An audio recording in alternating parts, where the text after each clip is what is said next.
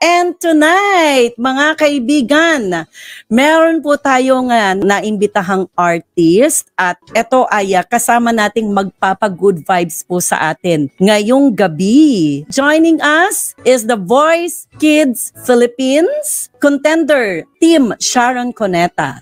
At siya po ba kaibigan ang kumanta ng Doraemon Mahiwagang Bulsa theme song.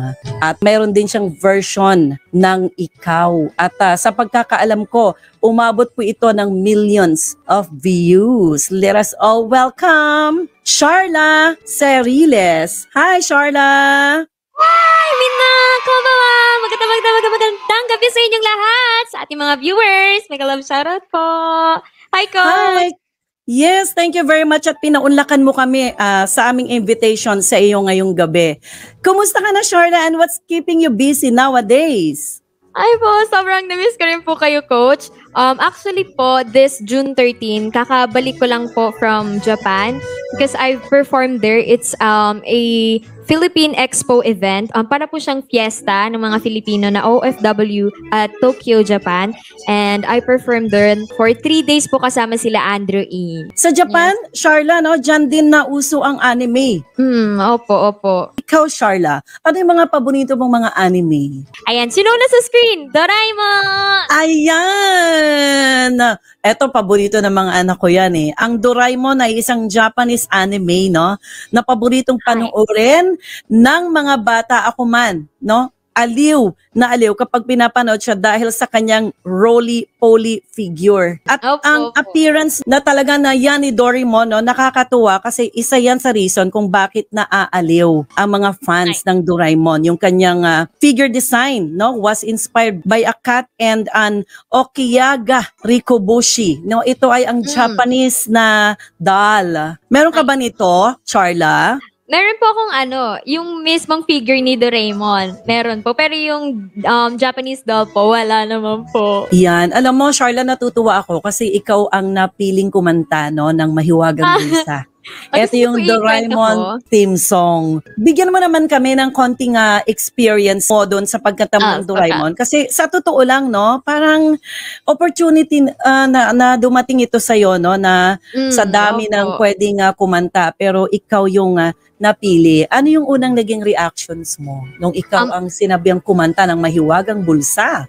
Ako po super happy. Pero ganito po kasi nangyari dyan.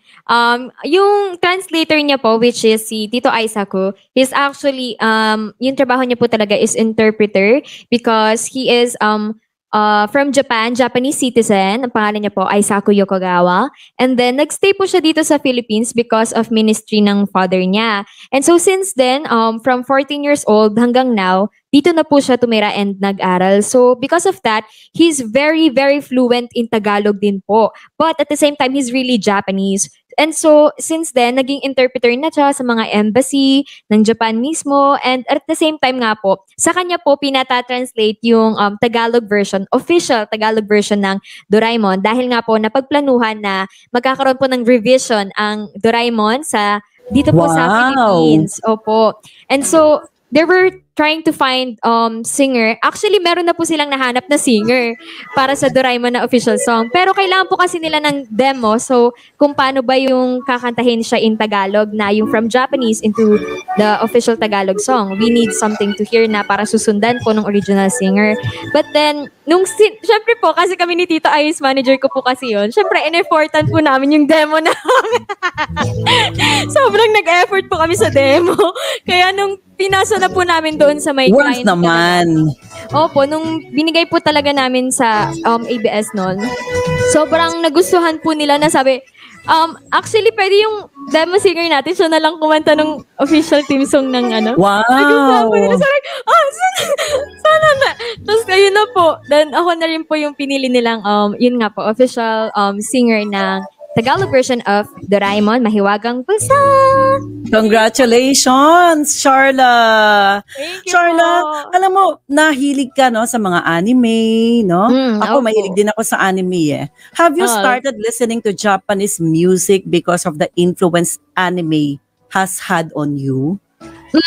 Actually po, before ng anime, I was listening first to J-pop.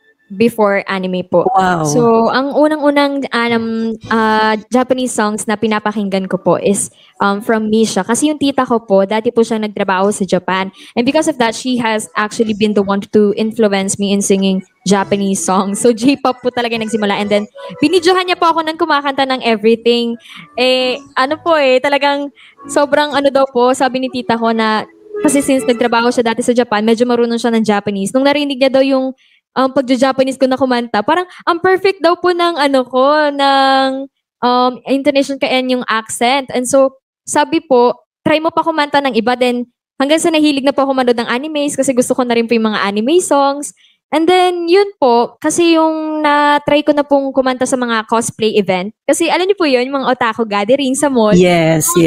Yung mga nagko-cosplay po. So, Nagko-costume ka rin. umattend po ako sa ganon.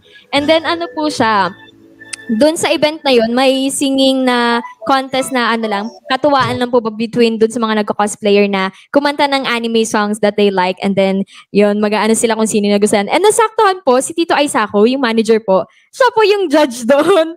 So like, hala, sino to? Wow, Bakit? small world. Oo, so like, hala, sino to? Bakit ang galing ng Japanese niya? Ang perfect daw po ng Japanese ko, na parang talagang kung hindi mo ko talaga din titignan, iisipin mo daw po talaga na singer Japanese ka na yung talaga. kumakanta. Opo. Yes. And then, dun na po nag-start na hinawakan na po ako ni Tito Aisako. Yun po. Ayan. At syempre, congratulate natin si Daddy Archie at saka si Mami Sheila dahil 110% ang support nila sa'yo. Kahit saan Yes ka magpunta, talagang nandyan si Daddy at Mami para i-drive ka. At shout out po kila Daddy Archie at Mami Sheila again. Alam nyo mga kaibigan, sila po yung mga parents ni Sharla na madalas po niyang kasama kapag siya po ay nagvo-voice lessons noon sa akin. Yes po. How young are you noong nag-umpisa ka mag-voice lessons sa akin, Sharla?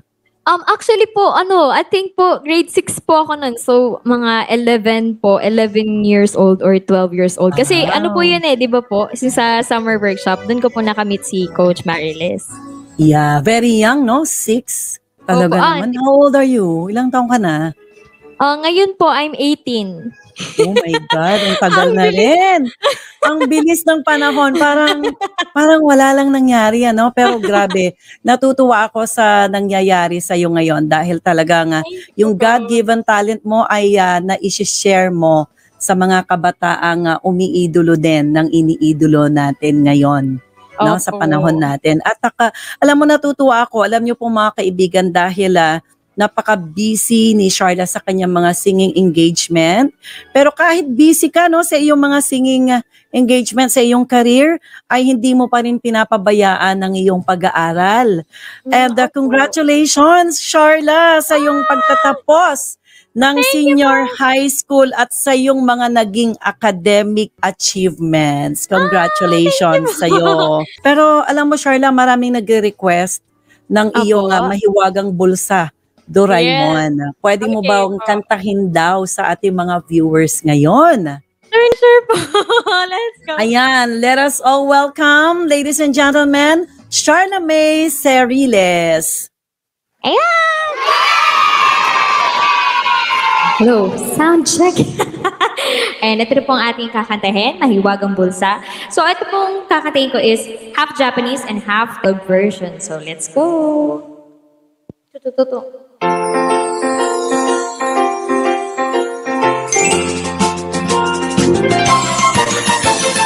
心の中いつもいつも描いてる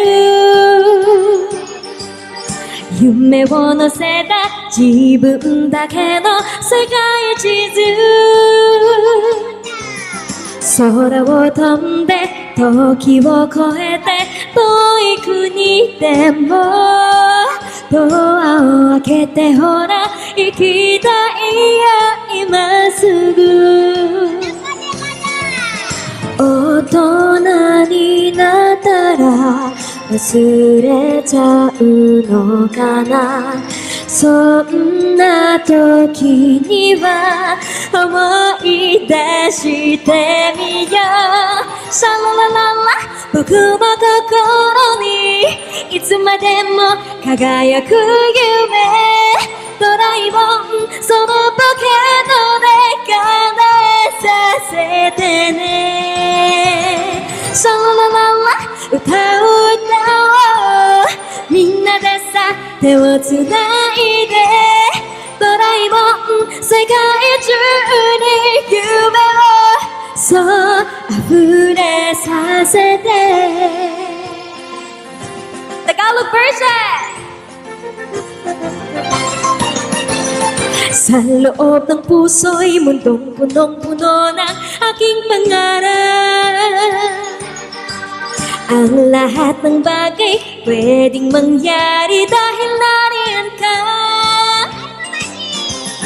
Lapayin ang oras, lumipad sa ulap Saan man gustong magpunta Pagbukas mo lang ng pinto'y lahat ng lugar ating mararating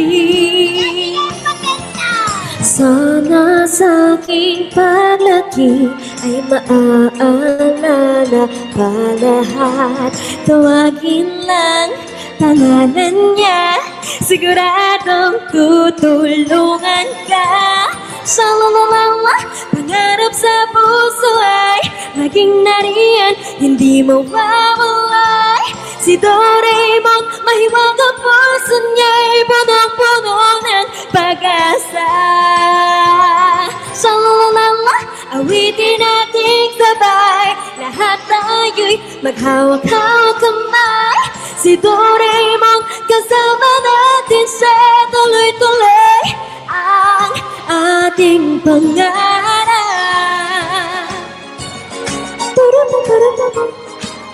Doraemon, 5 to 6 p.m.